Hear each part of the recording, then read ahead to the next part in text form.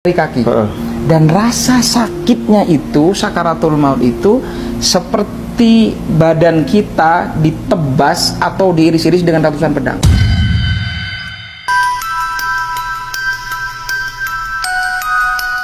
Ya Allah.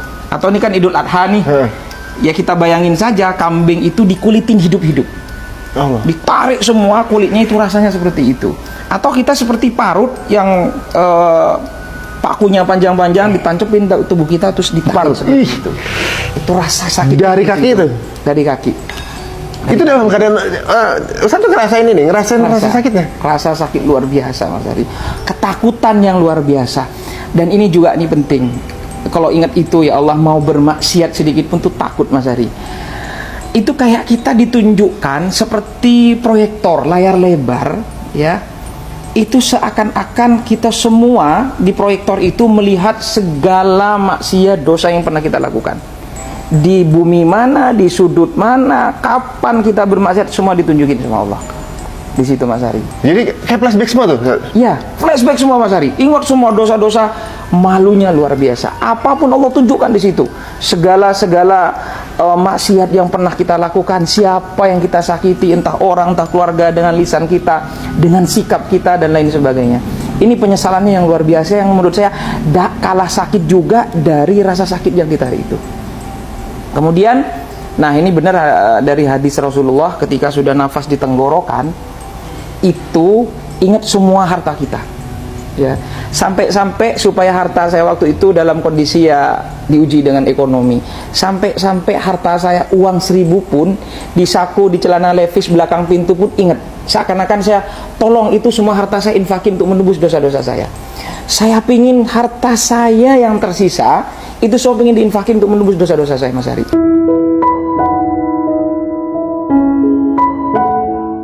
Itu ketika sudah nafas, rasanya sudah di sini. Itu apa ya? Saya rasakan sendiri tuh nafas, dada itu nggak berdetak. Dada itu nggak berdetak, rasa sakit itu waktu sakaratul maut itu. Dan ruh itu keluar. Ketika keluar, saya seperti tertegun ngelihat jasad saya itu, badan saya itu kaku. Ya gimana mayat seperti itu? Nah, itulah ternyata ketakutan itu bukan cuma ketika proses sakaratul maut, sampai ruh pun keluar, itu juga ada rasa ketakutan yang luar biasa. Nah, ini nanti sebenarnya ini banyak kejadian, Mas Ari. Mungkin nggak cukup saya jelaskan 1 jam 2 jam, tidak akan cukup seperti ini. Ini persis sebelum saya mendirikan pesantren. Ini juga yang menjadi energi saya, semangat saya mendirikan pesantren tahfiz motivator Quran Indonesia, seperti itu. Ketika saya melihat jasad saya itu, Mas Ari, tiba-tiba ada yang berbisik begini, sebentar lagi kamu akan diurus, didatangin mungkar dan nakir. Itu juga nggak kalah mengerikan. Dengar nama mungkar nakir saja itu, Mas Ari, itu mengerikan. Saya lari ke sana kemari, saya cari orang minta tolong supaya ruh saya kembali, supaya saya selamat, supaya saya hidup lagi. Ya Allah, hidupkan saya 3 menit saja, ya Allah, 5 menit saja, ya Allah, supaya saya bersujud kepada Engkau, supaya saya bertobat kepada Engkau, supaya saya melakukan kebajikan-kebajikan. Itu kan terkam di dalam Al-Quran. Dan memang benar di dalam Al-Quran itu, ketika manusia yang wafat meninggal, dia mengatakan, kok hidup saya seperti hanya pagi saja, siang saja, sore saja. Dan itu benar-benar saya rasakan, Mas Ari. Nah, disinilah ternyata orang kalau sudah wafat meninggal dunia, apalagi naudzubillah ada di neraka, itu tidak akan pernah putus asa, setiap detik menangis kepada Allah untuk balik ke dunia, untuk bertobat, untuk beribadah kepada Allah. Jadi kalau ingat itu, Mas Ari, ini yang saya takutkan. Naudzubillah, saya selalu hati-hati supaya lisan saya, sikap saya itu tidak nyakitin orang sedikit pun. Mereka tuh, Ustaz kan sendiri duduk ya, mereka nggak ada yang sadar kalau Ustaz lagi. Iya, nggak ada yang sadar. Disangka Ustaz di kamar aja. Iya, di kamar saja kayak gitu. Dan ini lagi, Mas Ari, penting punya anak yang soleh-soleha. Di situ ada kedua orang tua, ada orang tua suami istri, Mas Ari. Itu mukanya dibakar, hangus. Kayak suster ngesot ya, kayak film susternya itu ngesot, Mas Ari, di bawah itu. Ustaz juga lihat yang di alam sana juga lihat. Semua itu banyak yang kita lihat, Mas Ari, banyak. Terus ada kerangkeng, besi-besi yang panas membara. Tahu nggak apa yang dikatakan oleh kedua orang tua ini? Tahu nggak apa yang dikatakan? Ya Allah, anak saya melupakan saya, ya Allah. Saya mengandungnya, membesarkannya, melahirkannya, mendidiknya, dan dia sekarang melupakan saya, ya Allah. Aku terlupakan, ya Allah. Aku terlupakan hari ini. Itu merintih-rintih menangis Mas Ari. Nggak didoain gitu Mas? Nggak didoain sama anaknya. Mungkin anaknya juga bermaksiat di dunia. Ini penting mendidik anak untuk supaya akidahnya kuat, agamanya kuat, Qur'annya kuat sebelum yang lain-lain. Ini katanya dengan Qur'an Mas Ari. Jadi inilah kenapa saya mewakafkan diri saya untuk Qur'an. Jadi ketakutan saya itu nyari masjid Mas Ari. Yang saya cari akhirnya masjid. Nah ini penting umat muslim untuk cari masjid gitu kan ya. Cari masjid, saya masuk ke masjid Mas Ari, adem, ada cahaya Mas Ari. Duh saya merinding tuh kalau ingat tuh, nangis saya, ya Allah ya Allah ya Rabbi. Tapi orang nggak ada yang lihat? Nggak ada yang lihat saya sama itu. Nggak ada yang lihat saya. Terus di situ ada anak-anak muda yang lagi pegang Quran Mas Ari. Yang lagi pegang Quran ya.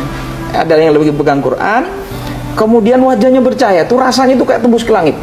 Saya di pintu masuk itu kaget karena mencari pertolongan supaya saya hidup ke dunia. Saya ngeliat itu, nangis saya. Itu indah, mulia, berwibawa. Pokoknya dengan segala kemuliaan yang saya lihat tuh, ini asik banget nih orang gitu. Indah banget, wajahnya berseri-seri. Saya bertanya dalam diri saya itu bertanya, ada jawaban. Nggak tahu siapa, pokoknya ada jawaban, ada suara begini. Itulah orang yang hafal Quran. Itulah orang-orang yang mencintai Quran. Itulah orang-orang yang memperjuangkan Quran Mas Ari. Itu bahasanya begitu. Itu bercahaya. Dan ini bahagia banget orang ini. Wajahnya berseri-seri. Saya sedih ngelihat kondisi saya. Karena saat itu kan saya belum punya pesantren, masih sibuk. Inilah itulah ya dengan segala kesibukan dunia. Kegiatan dulu, Ustaz, dulu apa kegiatan? Saya waktu itu ngajar, ya kerja, kemudian jualan lah waktu itu. Saya jualan kayak gitu. Sehingga memang cita-cita buat pesantren itu sudah dari kecil, cuma nggak terwujud. Cuma habis di dunia waktu itu ya? Ya betul, seperti itu. Nah akhirnya saya pergi meratapi nasib saya, sedih meratapi nasib saya. Flashback selama di dunia itu meratapi nasib saya itu Mas Ari. Saya jalan, tapi yang diantara yang paling bercahaya itu adalah gurunya. Ada kiai, seorang kiai di tengah itu yang ngajarin Quran, itu yang paling bercahaya Mas Ari.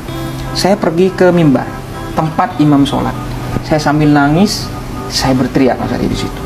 Saya nangis, ya Allah, berkali-kali saya ngomong, ya Allah hidupkan saya walaupun 3 menit, hidupkan saya walaupun 5 menit. Kalau sebelumnya saya pingin taubat gitu, pingin beribadah sama Allah gitu. Tapi ini beda, saya mintanya sama Allah beda.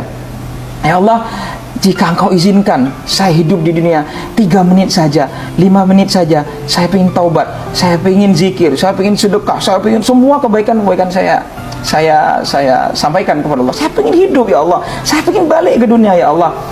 Baru saya terakhir ingat dalam diri saya, ya Allah, jika Engkau izinkan saya hidup ya Allah 3 menit saja, 5 menit saja ya Allah, izinkan saya hidup di dunia ini ya Allah. Saya akan perjuangkan Quran hingga akhir hayat saya, Allah.